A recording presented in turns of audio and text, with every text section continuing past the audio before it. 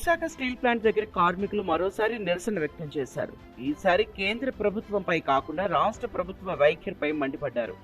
విజయనగరం జిల్లా గర్భాన్లో ఇచ్చిన మాంగనీస్ లీజులను పునరుద్ధరించలేదు అంటూ కార్మికులు ఆరోపించారు.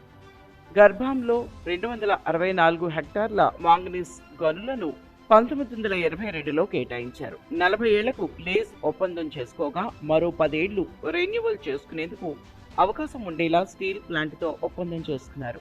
ఏడాదిన్నరగా లీజ్ పొడిగించాలని కోరుతున్నా ప్రభుత్వం పట్టించుకోలేదని కార్మికులు ఆగ్రహం వ్యక్తం చేశారు.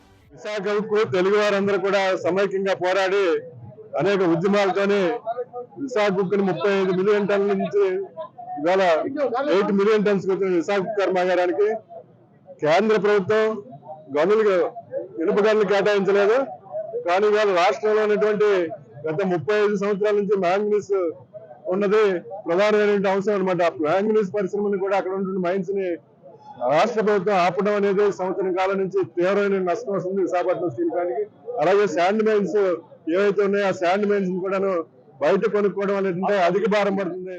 ఈ నేపథ్యంలో విశాఖ స్టీల్ ప్లాంట్ నుంచి విజయనగరం బయలుదేరి వెళ్లారు కార్మికులు. అక్కడ గనుల కేంద్రం వద్ద నిరసన తెలుపుతున్నామన్నారు కార్మికులు. రాష్ట్రంలో గనుల లీజ్ పొడిగించకపోవడంతో కొన్ని నెలలుగా ప్లాంటుకు అవసరమైన మాంగనీస్ ఇసుక ప్రైవేటుగా కొనుగోలు చేయాల్సి వస్తోందన్నారు. మాంగనీస్ గర్భాం గనిలో తవ్వి ప్లాంట్లకు తరలిస్తే టన్నుకు 3,000 రూపాయల వరకు ఖర్చు అవుతుందని, అదే బయట కొనుగోలు చేయాలంటే టన్నుకి 13,000 రూపాయలు చెల్లించడం వల్ల స్టీల్ ప్లాంట్కు నష్టాలు వస్తాయని కార్మిక సంఘాలు మండిపడుతున్నాయి.